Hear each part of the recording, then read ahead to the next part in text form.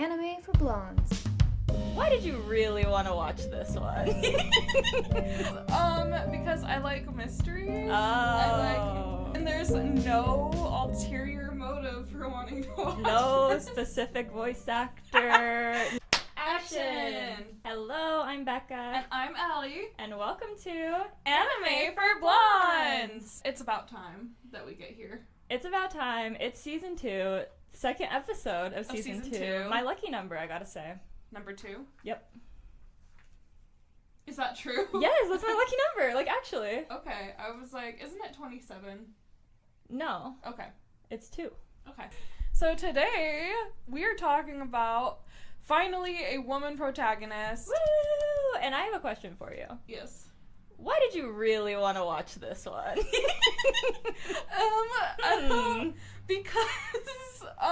Because I like mysteries. Oh. I like it because it's a really popular show. Yeah, that's right. We're talking about sure. Apothecary Diaries, and there's no ulterior motive for wanting to watch No this. specific voice actor. No, like, AU of your fave situation going on.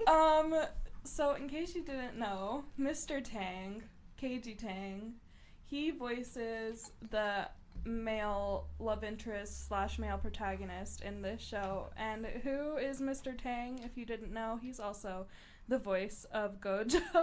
You guys remember him? You guys remember Gojo? Yeah. Do you remember the love of my life? The LOML? Oh, the love and the loss. Unfortunately, so true. Was that a fun surprise? Yeah, I immediately I was like, oh, recognize him right it's Gojo. It took a little bit, like, at first I was like, is this Gojo, or am I, like, just assuming that, because you told me I had a surprise, and then I looked it up and it was. Yep. So, do you remember the line that it was that made you be like, yeah, that's definitely him? No, I just feel like, honestly, all of, like, it feels like Gojo. Like, It he feels has like the exact him, same dude. personality. He does. If Gojo grew up like a tortured, like, hidden prince, then he'd be the Which, same like, person. kind of already is. No, in a way. so true. So true. They're basically the same character. It really feels like a fan fiction of Gojo, like a 50 Shades of Grey situation where it's just a completely different story, but like it's the same character. Yeah. If Gato was like a little girl who grew up in the slums. No, literally, dude, and it's Gojo in Gato's body. Oh my god! It is. It literally is. It's their child. Yeah. In the future. / past. Yeah. It's like a Star Wars situation where it's like a long time ago, but it's futuristic. Yep. That type of thing. Okay, I see that. That's our headcanon. Mm-hmm. So. Yeah, so you had some ulterior motives.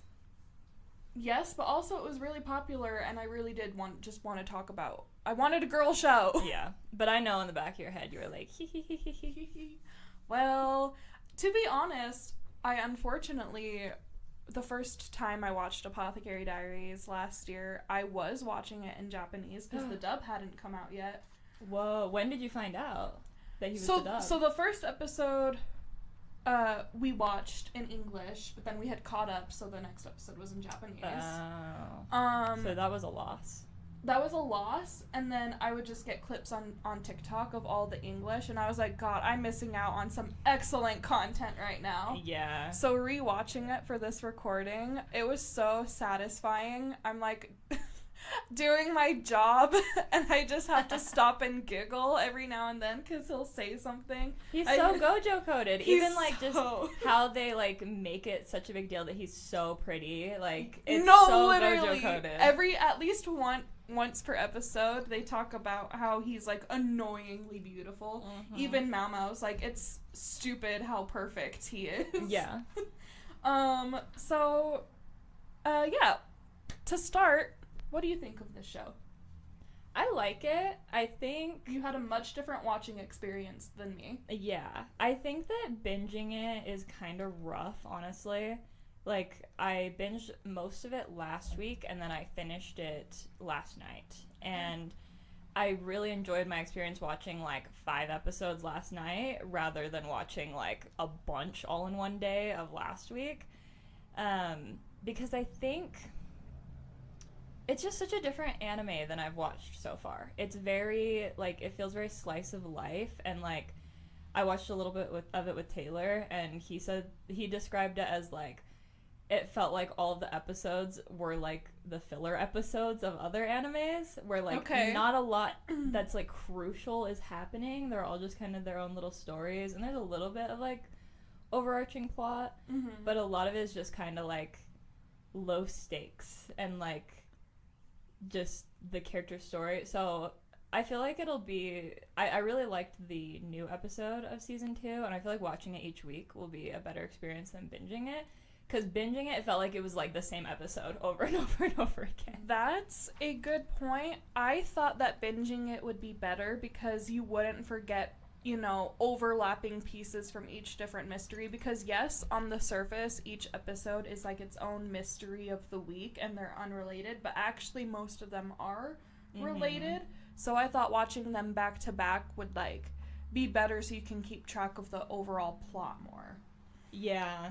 Honestly, I don't even know if it helped me, because I just felt like it was so much of the same that, like, it honestly made me a little confused. Like, I'm like, wait, did that already happen? Wait, is that what's happening? Like, that type of thing.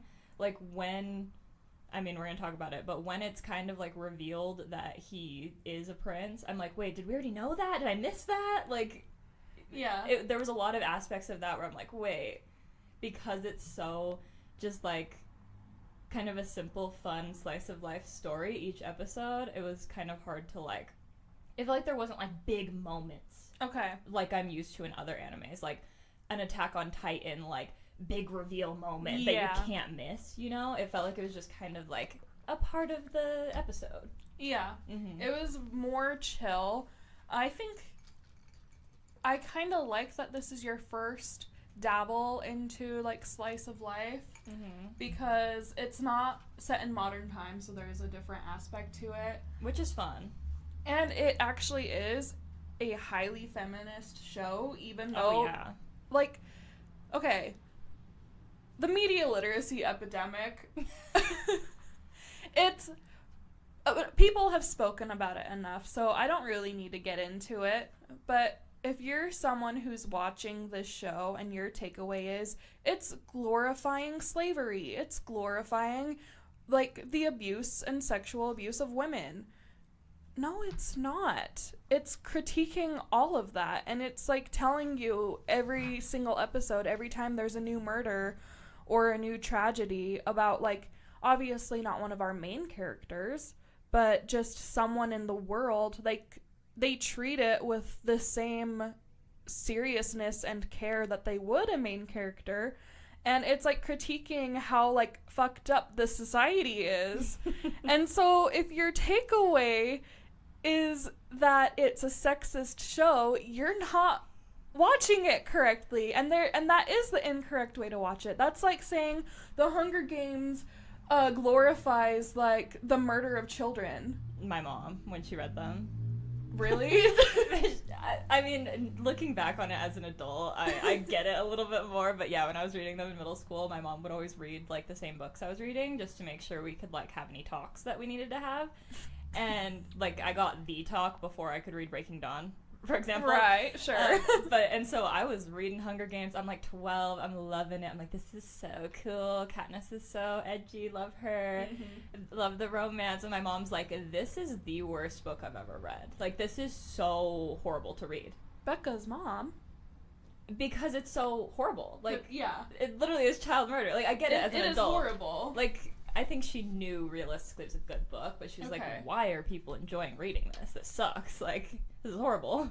Don't worry, it's just foreshadowing of our future. Yeah, it's just way too, close to home at this point. Yeah.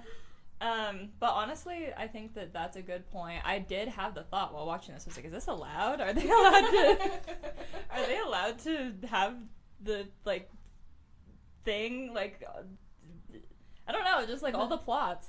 Yeah. Okay, so to go back, let's talk about the show itself. Or the actual show. And we're going to cover season 1 and then first episode of season 2, right? Yep. Okay. The same as we did for our solo leveling episode. So we're going to summarize season 1, and I think this will be a lot easier to summarize. Yeah. And then the new episode, which came out, if you're watching this, on Monday, the day it comes out, which came out last Friday. Yeah, so it comes out every Friday, and then our recaps will be out on Monday. So you have the whole weekend to watch it, catch up, simmer on it, and then hear our thoughts. Exactly. And then let us know if you disagree. Yeah, yell at us in the comments. So Mao Mao is the main character. She's an ugly, short... She's not a little girl. Apparently she's 17. Oh. They do say her name at some point. She's 17, and she is an apothecary, obviously, who works at a... What's the politically correct way to say a whorehouse? A brothel. Yeah, she works at a brothel. Not a whorehouse, please. I couldn't think of the word. Yeah, so she works at a brothel. That's where she was raised.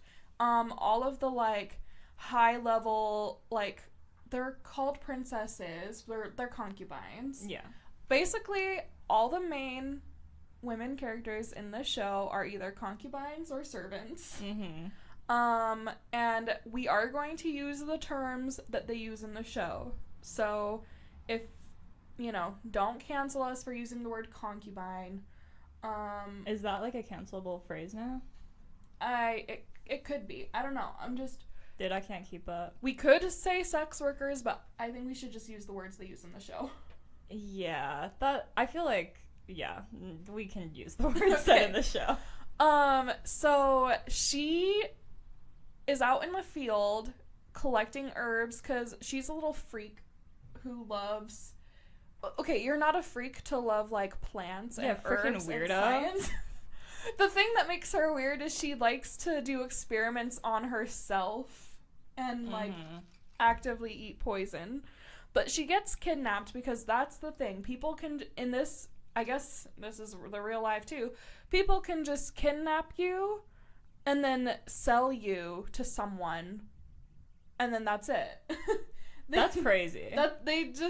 So she gets kidnapped, and then she gets sold to the palace where the emperor lives, and she becomes a servant. And she apparently has a contract and everything, and all the money that she earns from working there, because I guess she does earn money, a portion of it gets sent back to the people who kidnapped her. Yeah. Or, in most people's cases, apparently their families.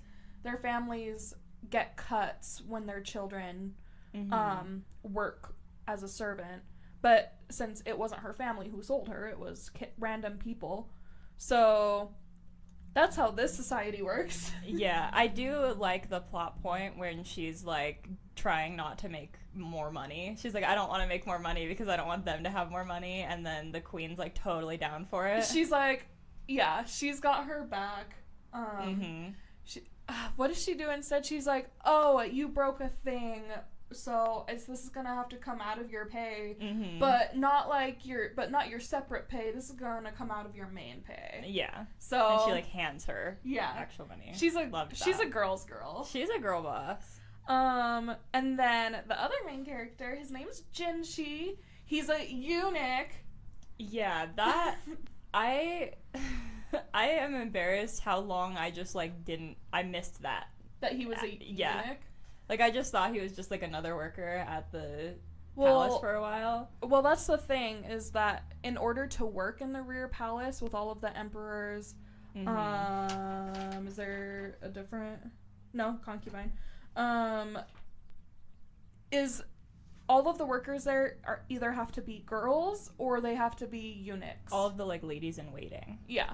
Yeah, well, and that makes sense to me now, but I'm embarrassed how long I didn't realize that, and then Taylor came downstairs. No, I know, and I just missed that, I guess. And then I was watching it with Taylor when he came downstairs for a little bit, and he was like, he's a eunuch? And I was like, no, they must have been talking about someone else when they said that, because I was like, that doesn't make any sense to the plot. Nope. But then it made more sense when it's eventually revealed. When the further along you go. Yeah. Yeah. So yeah, all of the men there have to be eunuchs because to keep the emperor's concubines pure. And to be clear, technically, all of the servants and in the rear palace are concubines, but like he doesn't really care about any of them except for his main 4. I think he has 4 main ones. There's like the concubine of purity, the concubine of like the precious one. I think wisdom is one of them. And to be in that position is like the highest position you can be in unless you like, I think the qualification for if you get to become the empress is if you bear him a son. Okay. I feel like that's the qualification because they're all like, they could potentially be the empress, but they're all viewed as like his wives, but they're not technically his wives. Yeah. But they're all viewed that way. Okay, that makes sense. And then once you can no longer bear children, you're out of there and a new one replaces you. Wait, so I'm a little confused. Who's the like main girly then that she works for, that Mama works for? Gyeon. So who is she? So she's just one of the concubines? Yeah, she's one of the 4 main concubines. She's the precious concubine. Oh, okay. They all have their different color schemes, which I think is really cute.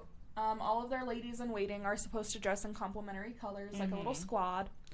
And yeah, so it starts off her, and then, let's see. I tried to write down all of their names, but I missed it.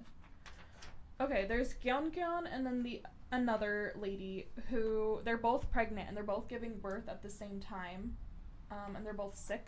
And Mao Mao hears about them being sick, and she is so smart. That's her thing. She's like a genius. Yep. Women in STEM. Women in STEM, literally. And she figures out real quick that the thing that's making both mothers and their babies sick is the face powder that they use. So she writes an anonymous note on a piece of cloth to like tell the doctor and hint to them. Yeah. And did they listen? Did they take that note and be like, I'm pretty sure, yeah. And then that makeup is banned. Yeah. And then Jinchi and everyone's gossiping about like this really hot like eunuch who's working. He's the manager of the rear palace. And he's the emperor's little brother. Wait, like they know that? On the record, he's the emperor's younger brother. Oh, okay. On record, you guys. On the record. Okay, so that's interesting. So everybody's like, oh, this really hot eunuch is the emperor's little brother. Yeah. That's so interesting. Is that normal for like little siblings of emperors to just become eunuchs? Like, why would he do that? I don't know. Okay. Because, well, maybe it's because... No, I know why. Okay.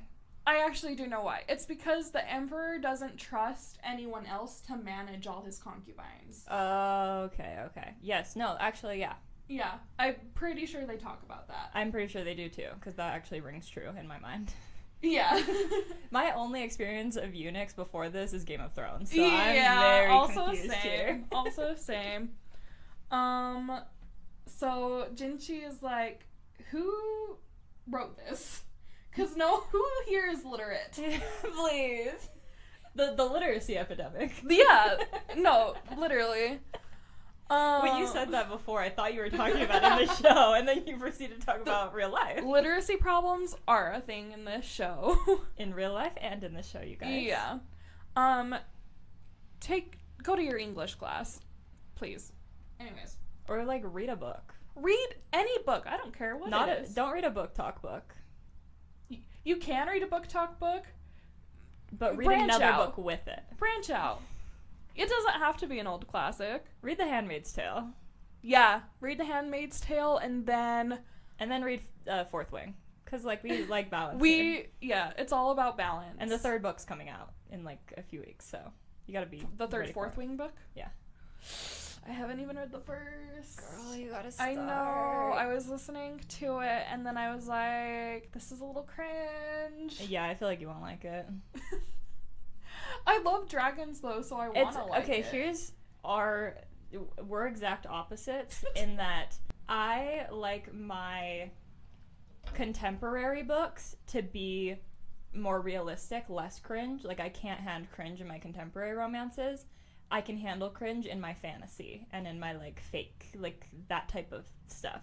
You, I feel like, can't handle cringe in your fantasy, but you love cringe in your contemporary. Here's why I love cringe in my contemporary. It's because people are cringe. And so when I'm reading a cringy contemporary romance, I'm like, oh, this is a safe space. But then when... So you're saying you're cringe? If it's Correct. a safe space. Correct. I think the way I am... I'm just cringe, especially when it comes to, like, my love life. And then, I guess, apparently I just have, like, higher standards of, like, fantasy. I just expect them to be better. That's the thing is, like, my contemporary, I'm like, I can't handle being cringe. Like, I cringe myself out. So I'm like, I need them to be, like, super normal and cool because that's real life. Like, these are real people.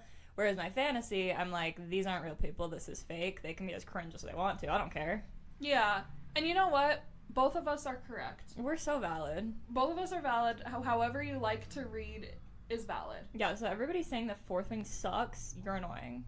Let people enjoy things. And people who aren't branching out and trying to read something a little bit higher than your reading level, do better. I fear it's me. No, you're gonna read the sequel to The Handmaid's Tale, which is called The Testament. The Testament. Yeah, okay. I told Not her the I was Bible. gonna read that. She's like, the Bible? I was Girl, like, the been there, done that. I grew up Mormon. I was like, the Bible's made out of testaments, is it not? Girl, I've read the Bible too many times to count. So, Jinshi rounds up all the servants in a room. He holds up a note, and then the note says, if you can read this, stay here. Please. Oldest trick in the book. Yeah, I mean, I was kind of genius. And then all the servants are standing around not knowing what's going on, and Mao Mao can obviously read it, and he can see she can obviously read it. And so he's like, okay, you're all excused, except you. And because she still tries to, she reads it and she's like, it's a trap. So she still tries to pretend like she can't read it, but he can tell. Yeah. Because he's really good at reading people. And understanding them. Mm-hmm. So basically, he just recruits her to, he's like, you're clearly smart. You're literate. I need to use you for some things. Slay. Basically. She's like, what kind of thing? No, she's not. No, she's not like that. Anyone else would have been like that. Oh, and he takes an interest in her not only because she's smart, but because, you know, he's obviously gorgeous. They talk about it all the time, and all of the servants have a crush on him. But when he gives her the same smile he gives everyone else, she's, like, disgusted. She's horrified. Yeah. And he's like, I don't understand. Such a classic. It's, like, literally the like, starstruck, I was gonna say, it's like reading a book at a Harry Styles concert. Yeah, exactly. And then he sees you, and he's like, oh, she's not like other girls. Oh my gosh, she's different. So basically, that's how he recruits her to help him with a bunch of, you know, at first it's all health and medicine related issues. Yeah. And then eventually he's just like, I need you to just go figure this thing out. Mm-hmm. And it, like, doesn't have to be poison related at all. Yeah. He's just like, go solve this mystery. Yeah. Well, and is that when she gets her official job as, like, the poison taster? Yes, because they've realized that she's knowledgeable about poisons and medicines. And so she gets sent to go work for concubine Kyongyeon, who's got pink hair and jade eyes, and they also always point that out, that she's got jade eyes, and I'm like, is she from somewhere else? Because they keep bringing that up. Interesting. I wonder, maybe she's like, is she like American? Or like English or something? She could be Because English. the pink hair, I was like, oh, is that supposed to be like blonde? Yeah. Because the purple that Jinshi has is obviously supposed to be like black. Japanese black. Yeah. Or Chinese. This takes place in China, by the way. Yeah, get it right. Actually. Sorry, I messed up. It takes place in China. So, yeah, maybe. But Lady Gyeongyeon is the one whose baby, she had a baby girl, and her baby survived. The other lady's baby didn't. Yeesh. Because of the poison. Yeesh. In the face powder. Yeah. Also, same lead powder used in wigs in Europe. Classic. So, yeah, she gets hired to become a poison tester. Yep, which she loves. She's too excited about it. She is, like, out of her mind excited. That's the only time she has any expression on her face is when someone's like, hey, we're gonna need you to, like, taste this thing. Well, yeah, it's, like, a bonus because she already was, like, testing stuff on herself before. Yeah. So she's like, oh, I get to learn more about poison and I get to eat yummy food. Slay. Yeah. Because if it's not poisoned, then she's just eating like a queen because she is the queen's servant. Yep. And there's a time in one of the episodes where the food is poisoned, but it's so good. She's like, please let me eat more. She's like, are you thinking about the garden party? I have no idea. I just remember that happening. At the garden party specifically, she tastes it and it is poison, but, like, the way they're filming it, because, like, this guy, Lee Haku, in the crowd is watching her because he had given her a pin earlier. He's watching her taste this food, and she's, like, enjoying it so much that it's, like, animated very sensually, and she's, like, all blushy and flushed and smiling, and he's like, wow, is it that good? And she's like, this is poisoned. Please. And then everyone starts freaking out, and because she's fine and gets up and walks away, someone else is like, I don't believe her, and then he eats it, and then he, like, yes, I remember sick. That one. And because that's the same one where it was, like, accidentally given to the wrong person. So they tried to poison the little girl concubine, who, by the way, has not been with the current emperor. Okay, love that. They have some morals. They have some, apparently.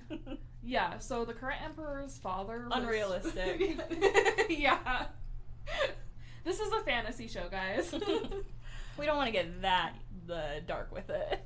Yep. Well, apparently, okay, I haven't read the light novels for this, which is how this started, but they might be going into that. Okay. They might be dealing with that controversy. We'll see. So the previous emperor had a thing for younger girls. So the youngest one there actually was the previous emperor's concubine. Sheesh. And then he died, obviously, and his son was like, well, I don't really like you, but I don't really want to throw you out on the street, so you're just gonna stay here. Slay. And he doesn't visit her. Slay king. Yeah, that's better, I guess. Yeah. And he had a thing for his childhood friend, who was also a concubine. Li Shu. Li Shu's the 14-year-old one. Okay. So yeah. Did you miss how they do the reveal? It isn't really actually a reveal. Can you describe what happened? So, I feel like there's two different times that they kind of, like, talk about it, because doesn't Mao, like, figure it out first, kind of? Yes, and then, but she's like... Because she's like, he looks like this other person. Mm-hmm. And then she's like, oh, they must have just swapped them or something. She puts it together. I mean, he has her solving mysteries. Like, what did he expect? Yeah, and she's right, but she's like, no, that's, like, too crazy and, like, dramatic that there's no way that that's true. But given everything we know, it's pretty much true. And then there's, like, an actual reveal in the last few episodes. And the way they talked about it in that reveal, I was like, wait, did I miss when it was, like, actually revealed? Because it felt, like, very casual. Like, it felt like it wasn't, like... Between him and his friend. Is it his friend? It's not actually his... Wait. What are you thinking of? I thought that it was him and, like, someone related to him. I'm confused. Can you just tell me? Okay. Okay, so yeah. Let's reveal to the class. Let's reveal. Jinchi's not the current emperor's little brother, and he's not a eunuch. Of course, none of this is like confirmed, but it's pretty much confirmed if you're using your brain. So, Lady Aduo, she had long purple hair, and who's she? She was one of the concubines. She was the concubine of Purity.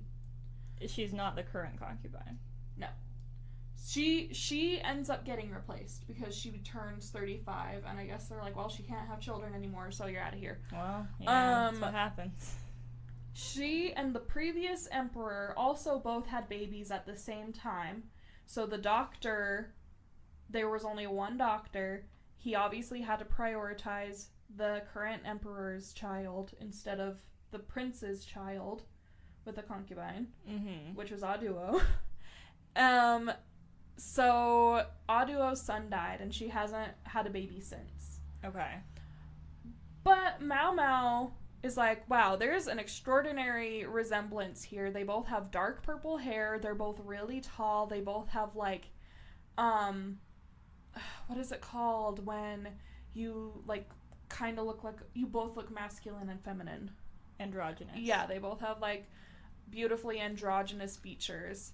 And Mama's like, what if Aduo had their babies switched so that her baby would get the doctor and get treatment, and then it was actually the current emperor's son who died. Okay. And then so her son died, and then the prince, the other emperor who had a son. Yeah, because he'd already had a son, and that's why they're like, oh, Jinshi, this is Jinshi. Sorry, I'm not explaining this. Yeah, I'm like, come again? Explain like I'm 5? Okay. There's 2 babies. One is the son of the prince and Lady Aduo. The other is the son of the emperor, second son of the emperor, current emperor. The prince is the emperor's son. Yes. Okay. And then those babies get switched.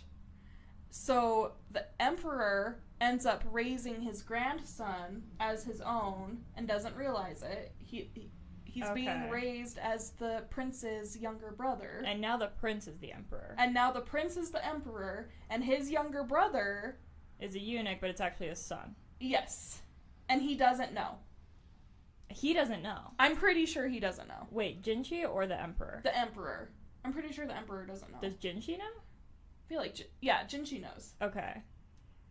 Here's the thing. Is that really that crazy? Like, I just feel like he's still family. Like, yeah.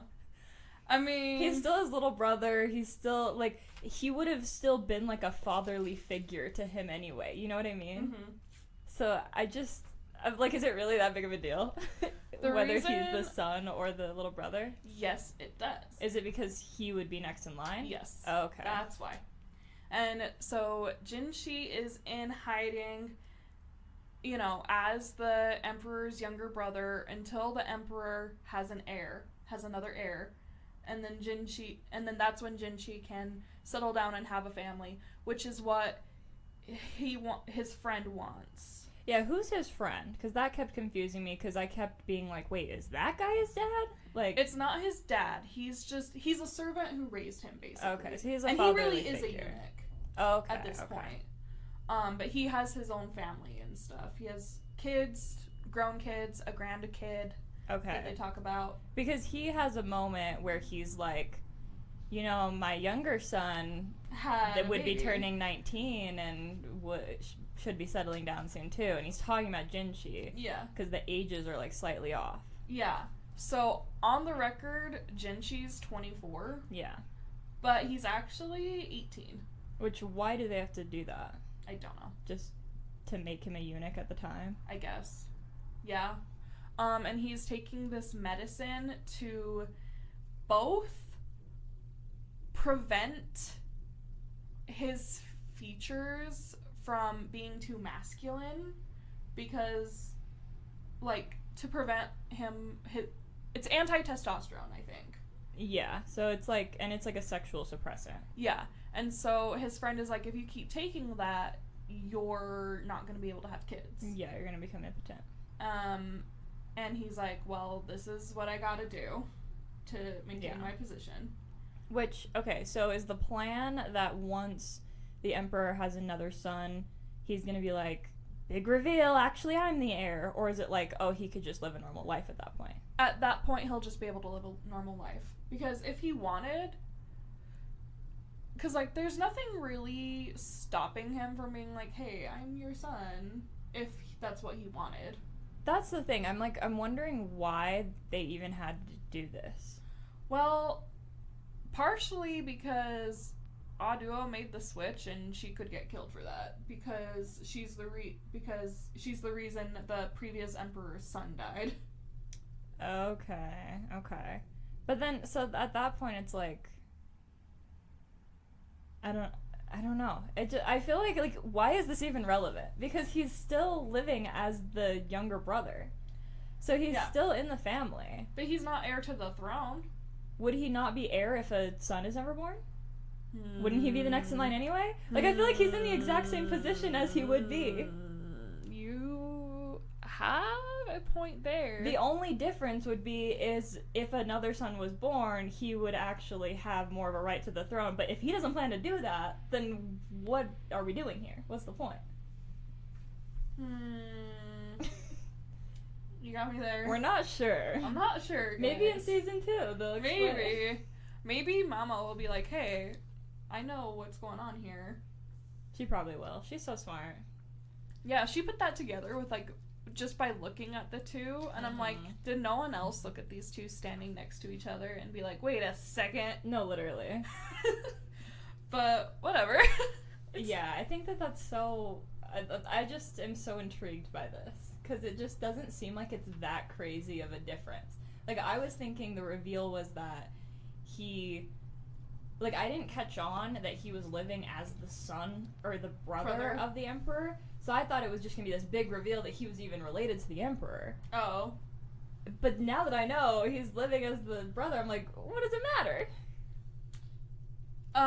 It matters because, I mean, the Emperor's got plenty of concubines. Like, it's just assumed he's gonna have a son. I guess. Yeah. And really, he would have had a son by now if one of those servant girls wasn't stupid and kept giving the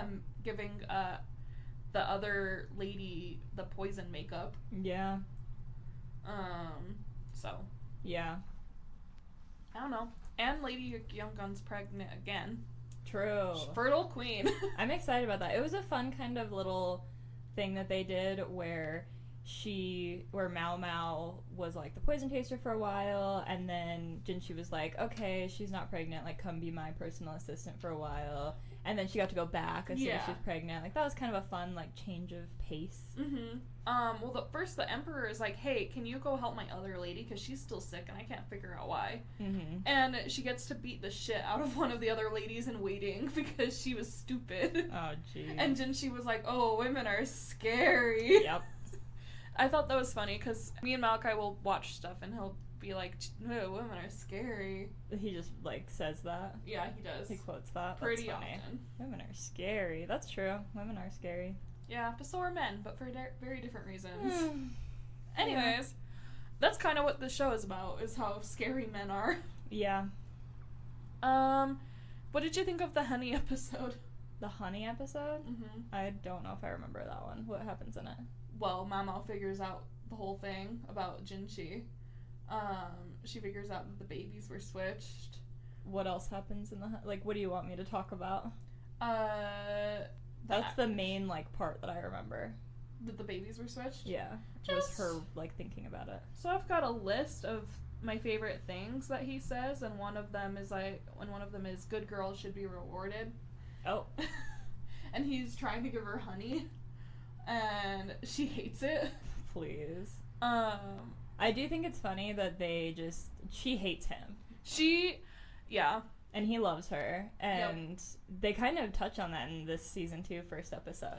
Yeah, that made me so happy. So that'll be fun to talk about. And she didn't, so she's the poison tester, but it's not just that he's like, come be my servant now, it's that they're going through budget cuts mid-season. Yeah. And he's like, well, I could let her contract in and she could go back to her family because I know she hates it there. And he's kind of just assuming she hates it there because she doesn't, because she's not in love with him. Yeah. So he's like, oh, she hates it here. And she's like, please, she doesn't say, please don't fire me. They have a big miscommunication. Big miscommunication. She's like, I'll do whatever job you need me to do. And he's like, okay, I'll let you go. And she's like, what the fuck? Yeah, like, he thinks that she doesn't want to work there anymore. So he thinks he's doing her a favor. And she thinks that she's, like, trying her best to, like, get him to let her stay. But she can't be too forceful, because that's, like, against how you act. And then she thinks that, like, she puts all her cards on the table, and he's like, don't want to. And she's like, oh, okay. So she gets let go and goes back to her family. Immediately, the old lady who runs the brothel has her working as a concubine, but she's not taking customers yet. Yeah. And then Jinchi runs into her at a party, and he's like, how about I buy you out of your contract? Yeah. Or how about I buy you, like, out of the brothel, which is what happens. You work at the brothel, and then people can make offers for you, and if it's high enough, and then you're sent to go. Yeah. And there's not really a way out of it if you don't want to be with them, unless you... You have to, like, finagle. You have to finagle. Yeah. Finagle. There's no L. There's... You said finagle. Okay. You gotta do some, like, scheming. Yeah, so... Which we see. Speaking of scheming, how did you feel about Mao Mao's actual father? Yeah, he is crazy, but, like, I don't know. Like, I feel like I don't know a lot about him still. He's mysterious still. He's very Littlefinger coded. Yeah. That's... A lot of these characters, I'm like, this is Game of Thrones coded. Yeah. It is interesting they make a point to kind of show that, like, she's like him in that They're both very smart and strategic, and they can both manipulate people. But she doesn't have to be evil like him. Nope. And I love that trope. And I guess, apparently, he's not even evil. Yeah. I mean, this whole time she's like, I hate this man, I don't want anything to do with him. But by the end, it's kind of revealed that he didn't actually really do anything to warrant that. He just didn't realize that he got that woman pregnant and didn't realize that there was a baby because he was off in America or the West? Yeah. Well, and then because there's so many, like, similar stories, or they, like, make there's parallels. Yeah. And so then I'm like, wait, so did this happen? So, like, her mom was, like, a concubine, or, like, worked at a brothel. Yeah? Yeah, it's the same brothel. And so that's the one where he wanted to buy her out, but she was being bought out by someone else? Yeah, and then she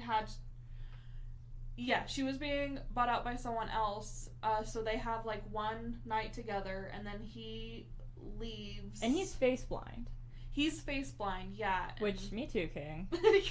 But his is, like, way bad. Yeah, but I think we've been over this on the podcast. We have. I'm face blind. And... But definitely not as bad as this guy. Not as bad as this guy. And so his uncle's like, hey, how about you learn to see them as, like, chess pieces? So Littlefinger coded. So, no, because he loves strategy games, and that's how he becomes a strategist, and so he only sees people as chess pieces. Well, is it chess pieces or is it Go? They say chess, but I'm pretty sure it's Go. I thought they said Go. Maybe. See everyone as game pieces. And that's also what he does. He, like, treats people like they're game pieces. Yeah, of course. Except for Mao Mao. He can see Mao Mao's face. True. Yeah. True, okay. And I think that's how he recognizes her as his daughter. Yeah, that's true. Well, yeah, and so they have this whole thing, but then it's kind of shown that, because at first he blames himself that she was soiled because she got pregnant from him, and he didn't know until, like, years later. Yeah. And he's like, I would have bought her out, and, like, she was going to be bought out by someone, like, rich. But because she was pregnant, it fell through. And so he blames himself, but then Mao Mao kind of brings up that it's actually that she made him feel that way on purpose. Like, she manipulated him? I think... Wait, Mao Mao manipulated him? No, the mom. Mao Mao's mom manipulated him and wasn't actually in that situation. Like, she was pregnant, but, like, so he goes back to the brothel as soon as he finds out, as soon as he's back. And she's not there, and they're like, it's your fault, and they, like, yell at him. But Mao Mao talks about how, like, oh, no, she knew which day you would be there. Like, she made sure that you wouldn't be there. But there's a parallel storyline going on of another, like, in their current time, of a brothel girl doing that. So I don't know if that was her mom or if it was the brothel girl that she's talking about. But Mao Mao makes it very clear that, like, the girls at the brothels are, like, way more strategic and, like, cunning than you think they are. So she got pregnant. She says a lady doesn't get pregnant or stay pregnant unless she wants to be. Exactly. So she got pregnant and she didn't have to be, but she kept the baby because she wanted the baby. And then I guess, because she actually expects him to be back 4 months from then, because that's when he says he's gonna be there. They visit every 4 months. Yeah. But he gets sent away with his uncle to the West. Well, and I don't know why she would think that, because I guess maybe he wasn't honest with... She told him that she had been bought out, or, like, he knew that she had been bought out, but maybe she didn't realize that he knew that. Yeah, I don't think she realized. I think she just knew that she was expected to be bought out and that she wouldn't see him again before it was too late. Yeah, and so I don't know why she would think he'd be actually coming back if he knew that she was being bought out. So he didn't know. He did know. I think he did. That's why he was okay with going away for so long. Right? No, I think he wasn't okay with it. And he was like, what can I do? I'll come back, I'll be richer, I'll be able to buy her then. Okay. And then he comes back, and then he opens his pile of mail, because it's been piling up over 3 years. And inside one of the envelopes is a fucking 2 fingers. Which, weird. Because she lost her mind, I guess. Yeah. And he realizes, and he just figures out that it's his lady's finger and then a tinier one, and he's like, oh, this is my baby's finger. And so he runs back to the brothel. But then doesn't Mao Mao reveal that, like, it wasn't actually a finger and that it was a trick? No, it was her finger. So Mao Mao's missing a finger? She was as a baby, so I don't know if you noticed, but it'll every now and then just show her, like, looking at her finger, her pinky. I did not notice that. Okay. Well, she does. Okay. She looks at her pinky, and it's, like, slightly misshapen because it grew back because she was so young when it got cut. Okay. Is that real? That happens? I don't know if it's real. She says it's real. She just randomly says to Jinshi, hey, did you know that, like, your pinky will grow back? And I was like, will it? Yeah, I'm like, I don't know if that's true, girlfriend. I don't know. But, yeah. So... There's definitely, like, a parallel storyline going on during that time, then, where the brothel girl is, like, more cunning than her mom was. Yeah, so I think it's... Because that's how that storyline, like, even comes back up. Like, Mama's like, I know a story of a girl who did this, and it's her mom. So Lee Haku, who's the soldier, he ends up falling in love with one of Mama's older sisters. Yeah. And so he wants to buy her out, but he's struggling to come up with the money. She's expected to be sold, but she says to Mao, don't worry, I'm not going to get sold. I'm not done yet. I'm still working. I don't want to be sold off yet. Yeah. And I don't think we find out how she works around it. But apparently she's not being sold yet. Yeah. Very interesting dynamic there. Lee Haku and just the whole thing. The whole thing. The whole show. Very interesting. Yeah. Well, and very interesting that, like, her sister is, like... Yeah, and at times it's inappropriate. Yeah. But, yeah, she was raised with them, and her mother's, like, being taken care of in the back shed. Oh, the annex. They call it the annex. And they're like, yeah, one day you're gonna be one of us. And Please. She's like, no. She doesn't want to. She views men as, like, either ways to get money or as dangerous, which I guess... I mean, period. That's true. And she uses she puts makeup on her face, not to be prettier, but to be uglier, because she's actually really pretty, but she doesn't want to get kidnapped, so she makes herself uglier with makeup every day. Girl's smart. Yeah. And Jinchi, when he finds that out, he's so sad, and he's like, I wish there was something I could do about this. This show is way too incestuous. He was, because everyone's related to... Yeah. He was her her adoptive father was the palace doctor who delivered Jinshi and the other baby who died.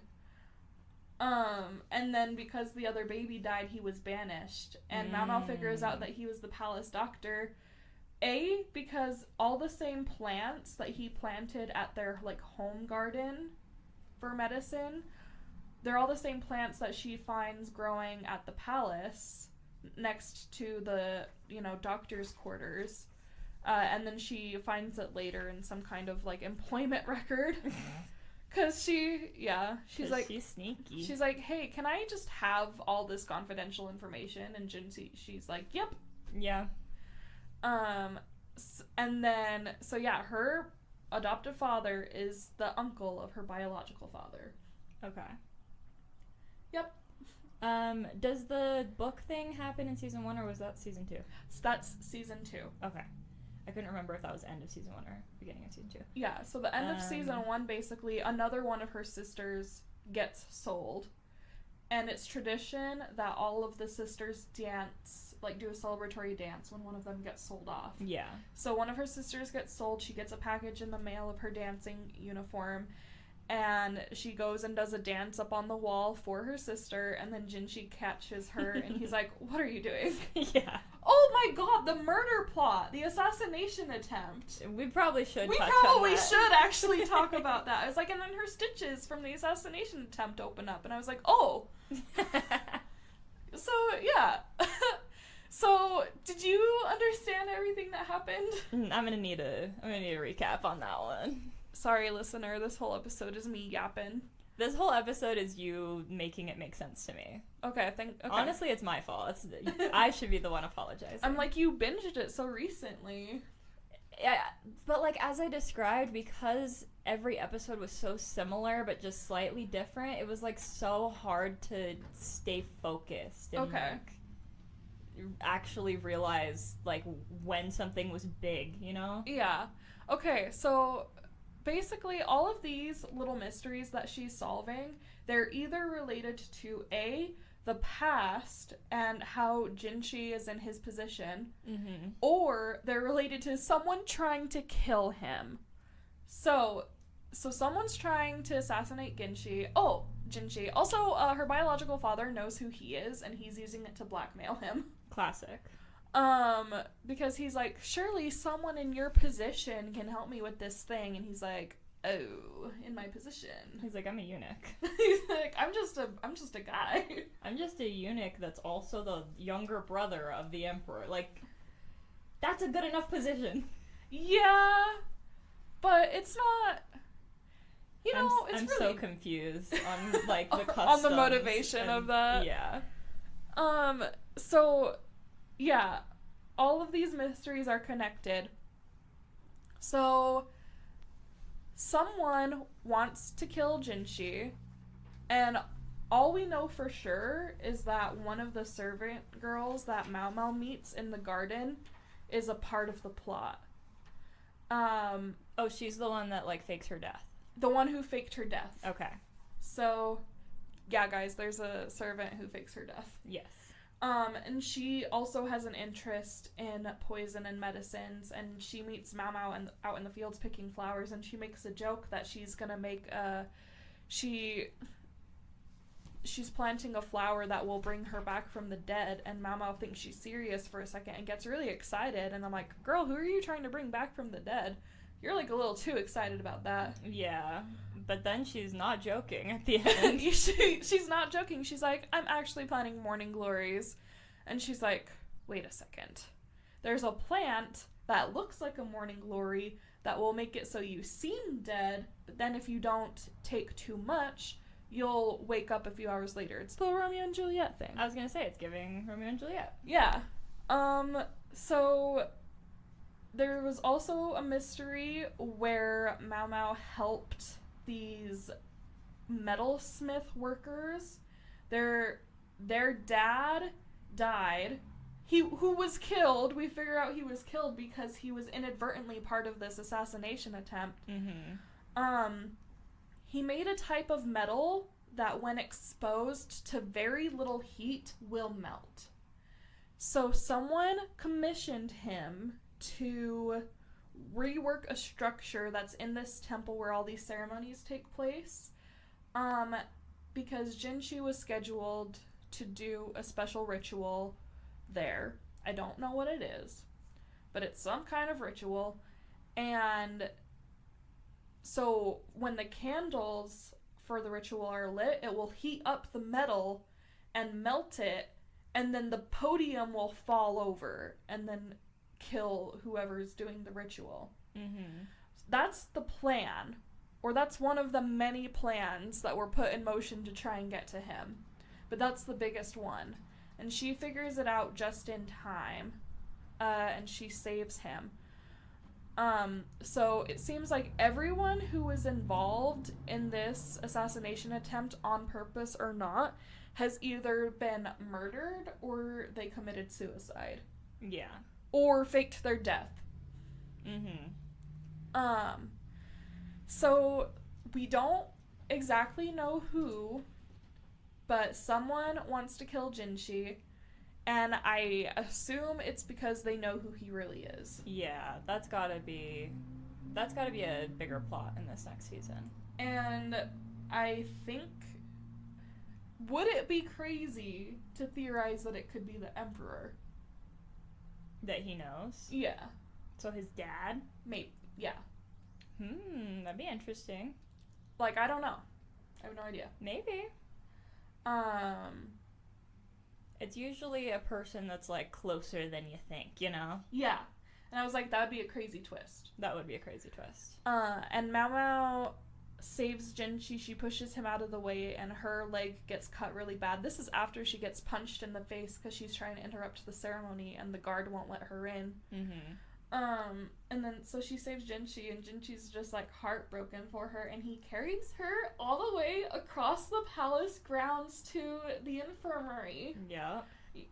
And they have, like, a really dramatic song playing, and I think their use of music in this show is different from either I'm not observant, or it's different than how music is used in other anime. Okay, how so? Like, maybe it's different in, like, shows like Attack on Titan or whatever, but they use a lot of songs that have lyrics, and it's not just background noise. It's, like, really emotional and, like, is singing about what's happening in the scene.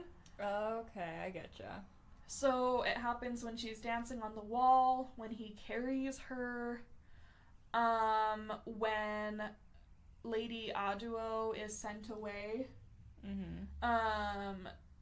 during, like, really emotional moments. Oh, also when Mao Mao's like, hey, by the way, I'm a servant, you're a higher up guy, so if you ever for any reason have to order my execution, can you make sure I die by poison? And he's like, that's not gonna happen. And she's like, I'm not saying you want it to happen, I'm saying I'm a servant and we can get killed or our executions can be ordered for any reason at all. Yeah. So she's just very aware of her position.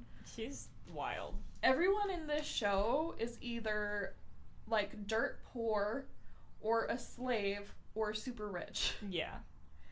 Kind of like today.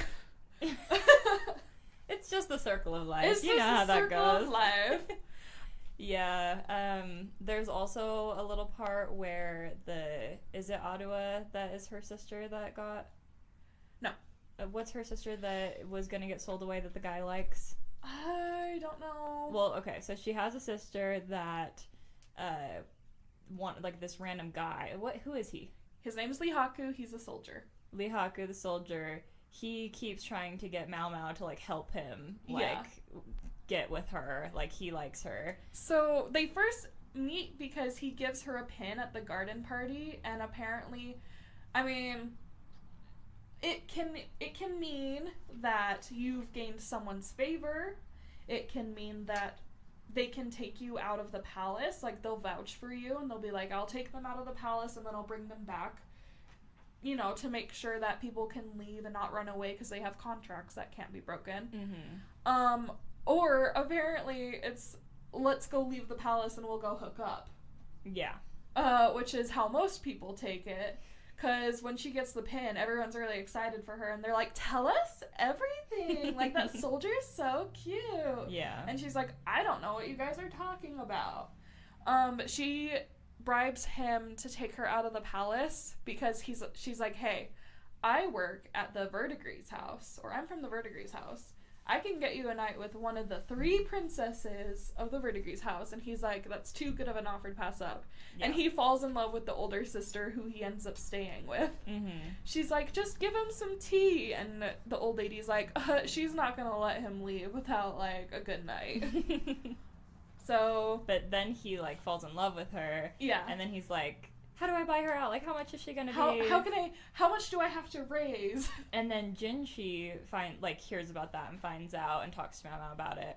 And Jinshi is like, if Mao Mao thinks that he even is, like, worthy of doing that, then, like, I should actually make that happen. Mm-hmm. And so Jinshi offers to give him the money to do it. Yeah. But he's, like, too proud. He's like, I need to make the money myself. I'm like, okay. He's like, what kind of man would I be to buy my woman, period, but with another man's money?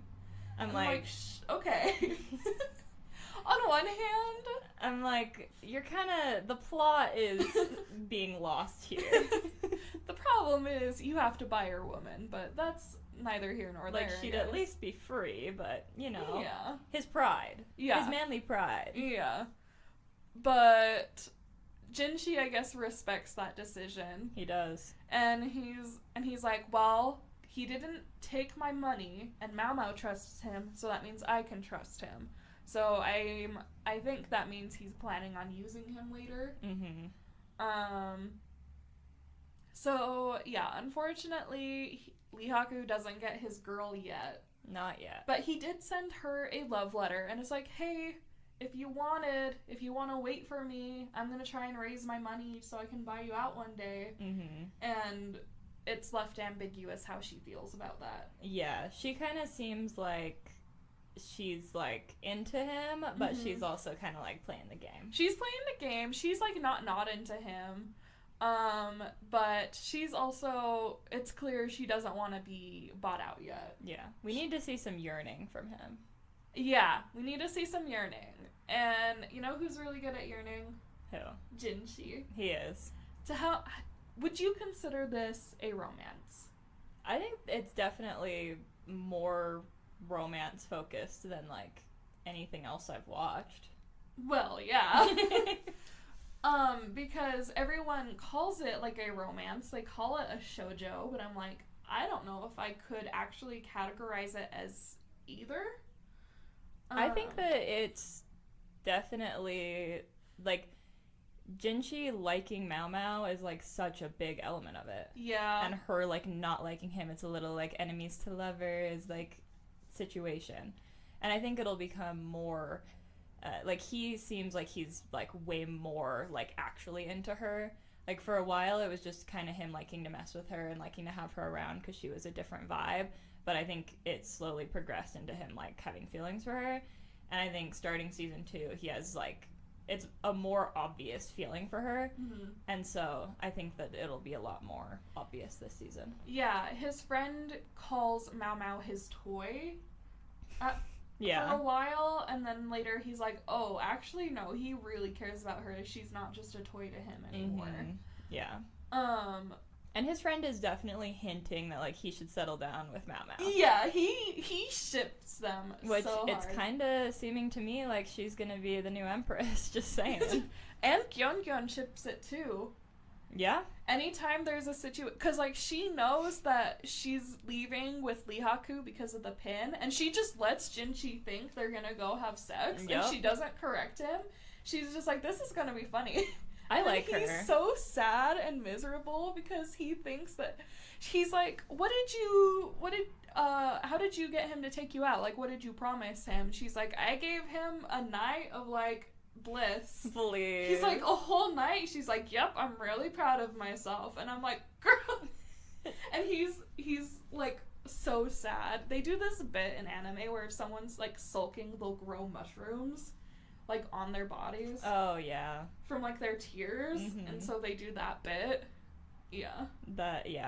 I thought that was fun. And Gyeongyeon's all for it. Mm-hmm. She ships it, but also she loves messing with him. Well, and I think she's like, that's how we'll get it to actually happen. Like, yeah. He can't always, if he's just always getting what he wants, then he's not going to really like her. Yeah. But I think at this point, their connection is deep enough. I think he truly understands her and what motivates her. And she understands... She knows who he is, really. Yeah. And, you know, not everyone does. Well, and I think that they both know that they can trust each other now. Yeah. And that they can be, like, in cahoots. And I think that she was, like, for her, that's a lot to actually trust someone like that. Yeah, that's true. After everything she's been through. Especially and I think she was man. very, a man, and she was very, like, against that. Like, I feel like she was pushing against trusting him and, like, having a connection with him all season 1. But I think we pick up in season 2 and their dynamic's a little bit different. Yeah. I think after... It's like when he's worried about her and he's, like, being more mature but also more vulnerable, that's when she, like, really respects him. Yeah. And that's when she's like, oh, he's not just, like, this idiot. Mm-hmm. He, like, actually cares about me and he's not gonna let me die even if I say I can handle myself. Yeah. Well, and I think it really helped, too, when, I think where it starts to kind of shift is... when he lets her go, and then when he, like, buys her back, they kind of talk about how there was, like, their miscommunication, and I think that's where they start to shift. Yeah, she's like, I begged you to let me stay, and he's like, what? Exactly. So it's like I think that I'm liking them. They also have different love languages. Yeah. Yeah. They're very just different people, but very similar too. Yeah. And and then there's also the dynamic of him being a eunuch. Yeah. And so, oh my god, about his friend, it's pissing me off that I didn't get his name. He's just an old guy.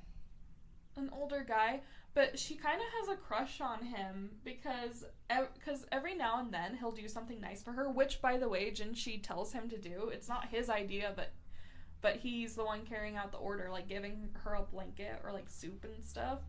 She's like, wow, he's like such a thoughtful man. It's too bad he's a eunuch. Yeah. She has that thought several times. She's like, he's a real man. And then that's cute because it's actually Jinshi. It's actually Jinshi. And he's like, what about me? He's very clearly like, it's me. Yeah, they both have very hard exteriors, and so they both have to, like, get through that. Yeah. One of my favorite bits is when he, like, actively looks at Mao Mao and then a different servant girl and just, like, looks at their different reactions back to back, and he's like, I don't get it. So... Should we get into season 2? Yeah, 1 episode of season 2. It's really cute. So cute. Such a good start to the new season. It made me excited. Yay! Okay, I'm glad. I think they like talk to each other just more casually than I have seen them do ever. Yeah. Well, and even so, I guess we'll get into it. But the basic plot of this is they find a cat. Yeah. Yep. Well, the first half. Yeah. What was? Because that doesn't happen for the. Yeah. What was the first half of the episode? Oh, the book.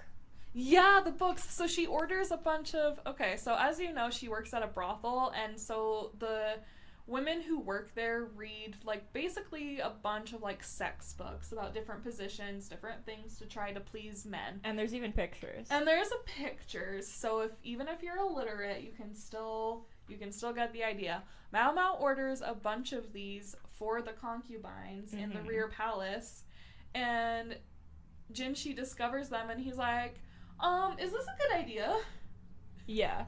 And he also is like reading them, and then his friend is like, "Oh, you should get one of these. You should take one for yourself." And he's like, "No, I don't. It's not like that." Yeah, he's like, "Is this allowed? Like, should people?" And she's like, "Yes, they need sexual education." They do. To be fair, they do Literally. need sexual education. I love the moments where she goes and talks to them and like teaches them how to please men, and they're either really excited or they're horrified. Well, and. Am I correct in that she's gonna sell these to them, so she's also gonna make money? Yeah. Yeah. Like, okay, boss babe. Yeah, she's got like a whole enterprise going on, and then Jinshi has the books confiscated or censored. Yeah. And she's like, "Damn it, now I'm not gonna make money off of these." Well, and they're good quality books, and that's what Jinshi really notices. Yeah, He's paper, like, "Where'd you get these done?" The paper is like nice and thick, and yeah, because usually they like read tablets or scrolls in this time period. And so Jinshi wants all the servants and all the concubines educated. He wants them to be able to read and write. Yeah. So does the emperor, I guess. Yeah, I guess. So they use the same publisher to write apparently a romance book. Yeah, and it's a TikTok book. A good romance. A book talk. It's a book talk book. Because all of the girls are interested in it, and the ones who can read are reading it out loud to the girls who can't, and they're all addicted. Yep. All according to plan. And so now they're motivated to learn to read and write. So that's the power of books. Yeah, and even Mao Mao's like, "This is crazy." Yeah. And she knows. She looks at the back. She sees it's from the same publisher, and she's like, "They're saying this is from the Emperor, but this was definitely Jinshi." Yeah, this is Jinshi's idea. So Jinshi wants them educated. The Emperor was just like, "Yeah, give them all books." Yeah. Given, not sold. So that's important. We love that. Low-key dying to see what was in those books. I know, I'm so curious about both of the books. Both of the books. And then they find the cat. Yeah, so she's like outside and playing with the little princess. The little princess. She's cute. She's cute. She's fast. She reminds me of Kai, my nephew. Yeah. Because they just like take off as fast as possible. And then there's a cat, and she tries to like catch it, but then she doesn't, but then the other girl catches it. By the way, that other girl's gonna be important later, because why wouldn't they just have Mao Mao catch the cat? Why did they have this other random girl really quickly catch the cat and then give it to her? Yeah, So that's gonna be important later, I'm sure. So now they have this little feral cat that the princess wants to keep. Well, and it's funny because they make this huge deal about how it's super rare to just find a little kitten. Yeah. Because all of the, like, domesticated animals are made so they can't have, what is it called? They're spayed or neutered. Yeah, like they're made so that they can't have babies, which, okay, slay. And they're all brought in, and if you bring in a pet, you have to have a permit, you know, like any apartment complex. So it's like all of the pets are registered that are near the palace, and they all shouldn't be able to have babies. So how did a stray get in? We don't know. We're not sure. You might call it a mystery. Which no one cares enough to solve yet, because they don't care. They're just like, okay, the princess wants a cat. The emperor apparently is a big old softie, because he's like, yeah, let my let my daughter keep this cat. Mm-hmm. And then is it the doctor that she's talking to? Mm-hmm. That he's like, I'll go get milk, and then she's like, and an animal intestine. Yeah. And he's like, what? And she's like, so that we can like breastfeed it. It can like suckle. I'm like, okay, genius. Okay, women in STEM. She's the definition of women in STEM. She is. Like, watching her makes me feel so much smarter. It makes me feel dumber. Well, I'm like learning from her. I'm like, yes. Okay, yes. That's a better perspective. Educated to have, queen. That you feel smarter. Like we said, Yeongyun's pregnant again. So yep. we could have another princess. We could have the long-awaited prince on the way. I think for the sake of the plot, it probably should be a prince. Yeah. Or a princess, and then he's forced to reveal it eventually. I don't know. But the really like fun part of the episode, I feel like, is when so it's Mao Mao and Jinchi, and they're talking about the cat. Yeah. And Mao Mao is like, yeah, like this cat, like everyone seems to be obsessed with it, but like I'm not. And like she's going through all these things, and everything she's saying, Jinchi is thinking, and it's like animating in his thoughts that it's Mao Mao. Yeah, so she's like, cats are like, they don't like to be touched. They're picky with who they spend time with. Mm-hmm. They're feral creatures. They're vicious. And he's like, yeah, he's picturing Mao Mao. Yeah, like, she's like, they don't like your affection. And, like, yeah. He's picturing Mao Mao the whole time, and, like, how Mao Mao responds to him. Yeah. As she's describing this. And so, and then it cuts after that, and she's like, I don't know why they had to name this cat Mao Mao. Yeah, they named the cat Mao Mao. Oh, obviously it was Jinchi that names it. Yeah. Oh, and he's like, so she lists all those things. Jinchi looks at the little kitten, and then he like snuggles it up to his face because he's now thinking of Mao Mao, and he's like, I get it, I understand cat people now. Yeah, and she's like, ew, cats are such disgusting creatures. And she looks over, and he's like, just has the cat like on his face. I love it's cats. So cute. Oh yeah, you're a huge cat person. I think you need a cat named Mao Mao. I want a cat, but I want it to be either a girl cat and I want to name her Serena, or I want a boy cat and I want it to be lighter colored and I want to name it Adrian. I was gonna say why real names, but one of my cats has a real name. Yeah, Charlie's like such a person name. Yeah, I was gonna be like, real names are weird for pets. Literally has one. Yeah. I think Mao Mao's so cute. I would get another cat and name it Mao Mao. Because it's like, meow. Yeah. Meow meow. That's, so fun fact, Mao Mao means kitty cat in Chinese. Aww. So that's her name. It reminds me of, did you watch that children's show about the cats in China when you were a kid? Yes, I did. Ozwa? Is that what it was called? Ozwa, I'm pretty sure. Yes, I loved that show. That was a good one. PBS, Big Slay. Yeah, PBS really slayed. Dragon Tales? Ooh, my childhood. Loved Dragon Tales. Bearstein Bears. I didn't really watch that one. Cyber Chase. Cyber Chase.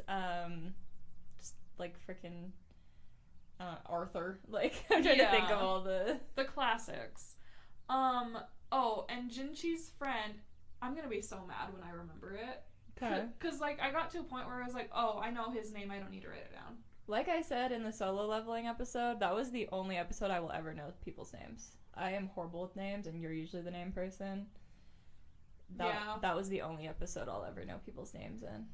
I think it'll be really nice watching just one episode going forward, because we'll be able to just really get into, like, each episode, because that's kind of what I felt like with the binging, is I couldn't like fully appreciate each episode because they all just felt so much the same. I think having a full week will make it more apparent the like things I'm supposed to notice. The differences. I just feel that way about television in general. Same. Week at a time episodes are the way to go. And I think it'll be fun to put the pieces of the mystery together like a little bit at a time and see what we notice and remember. Like this time, who was that girl who caught the cat? who they Yep. pointed out, so that's got to be important. Mm-hmm. Who brought the cat in? Yeah, how is the cat there? We still don't know anything about who's trying to kill Jinchi. Yeah, all we know is the servant who faked her death, and she hasn't shown up again. Mm-hmm. I feel like it'll make it more apparent when there's like a big thing too, because it's like we only have the one episode to focus on, so we can really get like in the weeds with it. Yeah, I agree. I also, so this show has been really hard to, summarize. It's hard to summarize the whole season because it's a mystery of the week with an overarching plot for both halves. But if you guys want a really good, going over each episode and summarizing it, Hobikage on TikTok. Oh. She also goes by that on YouTube and Instagram. She's doing a really good Apothecary Diaries summary. Oh, good to know. Yeah. So we did our best, but this is a really hard show to recap as a whole. Yeah, and I mean the vibe, we kind of tried to do that with Solo Loving too, but it's like the vibe with us is more like you're talking about the show with your friend. Yeah, because we are. That's what we're doing. Yeah, we're maybe not always going to be the most accurate. Yeah, clearly. I do want to just take a moment and appreciate some of the things that, some of the great moments that Mr. Tang gives us. Okay, Mr. Gojo. Yeah, none of the lines that he says in Jujutsu Kaisen are, like, explicitly flirtatious, but the way he says them, he knows what he's doing. Mm-hmm. So this show is a great opportunity for him to give the people what they want. True. And I just really appreciate it for that reason, and I appreciate your work, sir. So, the first one is my kitten. When does he say that? He calls her my kitten. Not to her face, to other people. Oh, okay. He says, good girl, and good girls should be rewarded. Okay. Thank you, sir. I did squeal out loud at work. Okay. And then, this is earlier on, if it would help, I can come inside. Please. Yeah. I just wanted to take a moment and shout those out. I really, not only are their characters so similar, but, like, the fangirlies should really appreciate this because it's like, you can just, like, hear it as Gojo. You can be like, oh, Gojo's saying these things. I was gonna say, we need, like, Gojo fan edits, but with that dialogue? Yeah. Yeah. Actually, I need to try and find that and download it before the ban. Does that exist already? I don't know. We gotta find it, and if it doesn't, it will exist. Yes. Very shortly. Yeah, we gotta download everything before the ban. It's not gonna happen, though. Becca she's trying to manifest that it's not gonna happen by being in denial, but at this point, I'm like, it's happening. No, they've been trying to ban TikTok for so long, they're not actually gonna do it. I mean, they just went to court for it, and the Supreme Court was like, nah, it's out of here, but whatever. I think that it either won't get banned or they'll sell. They're not gonna sell. If they got the right price. They're not. They either lose a ton of money by losing a huge part of their customer base, or they sell. I think it's the principle of the thing, and I don't think they're gonna sell. But, I mean, hey, if they don't, if TikTok doesn't go away... It's never the principle of the thing when it comes to business. It's always money. If TikTok doesn't go away, we'll still be there, guys. Don't worry. And we're having a little mini blow up on there too, so I know, right? Hey, thanks if you discovered us from TikTok. Hey, hello. Shout out to you. Yeah, our Shibuya incident video really popped off. We've been getting followers, and I just love the vibe of TikTok, and like the whole, there's been like a, if you know, you know, there's like a 2020 anime profile pic, like anime TikTok Anime TikTok from 2020 is back, and it's thriving. It's so fun. Because I didn't get to be a part of it back then. Yeah, so. That's true. I was briefly a part of it, and that's my start. And I love that it's been back. I love seeing everyone's cosplays now. Mm-hmm. I really wanted to do a 7th time loop cosplay because I'm gonna dye my hair pink soon. I really am. You're always gonna dye your hair pink. No, I soon. really am now though. I'm ready for it. Okay. I wasn't ready before because holidays were coming up, so I wanted a more timeless look. But like, I see. But like, I'm ready now. New year, new you. So, but if we're not here, if we're not on TikTok, you know, in the near future, you should follow us on, you know, obviously Instagram at Anime for Blondes Pod. Follow us or subscribe on YouTube. Mm-hmm. That's really gonna be our base. Yeah, we're gonna try to post on Shorts a lot more. And of course we'll post on Instagram and Instagram Reels. We've already been posting on there, so we'll keep posting on there, but YouTube's a vibe.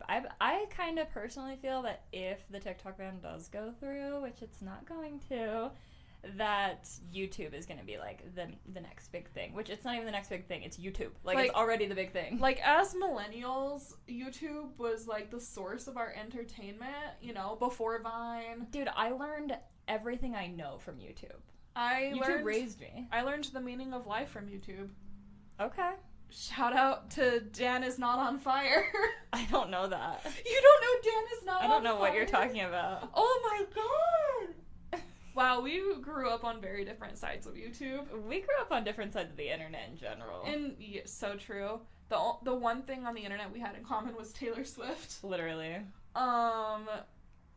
Speaking of, I think I'll be going back to Tumblr, so if you follow me on TikTok, I'll be on Tumblr, Allie and Wonderlust. Fun. And also, if Neptune drops, I think we should make a Neptune account, so... I'm willing to try it. So maybe catch us on there, at Anime for Blondes Pod. And yeah, I'm excited for next week. I'm excited to do one episode at a time. It's gonna be so fun. We have a new episode of Solo Leveling to watch today. Yeah, well, no. No? Because it's just the second episode, which we already covered in... Dang, you're right. We've already seen it. So there won't be a Solo Leveling recap this Wednesday, but next week, Monday and Wednesday, that's when we're starting, and you will get Apothecary Diaries every Monday, Solo Leveling every Wednesday, and that's from the episodes that come out the previous Fridays and Saturdays. So just Apothecary Diaries today, and then next week we start on both. I'm excited. I'm excited too. We'll all be caught up together. Yes. Our opinions will be fresh. We won't be trying to remember things that happened in the distant past. Exactly. So I'm excited. I hope you guys are enjoying our season 2 so far. I have been. I have been too. It's just such a vibe now. Like It really it was is. already a vibe when we started, but like we're elevated now. I feel like I know what I'm doing now. Yeah, I do too. We're like, it's not about a rebrand. It's like more growing into more of our brand. Exactly. Growing into more of ourselves. Exactly. Gotta love that. So see you next Monday and then next Wednesday, guys. Bye. Bye. Anime for Blondes.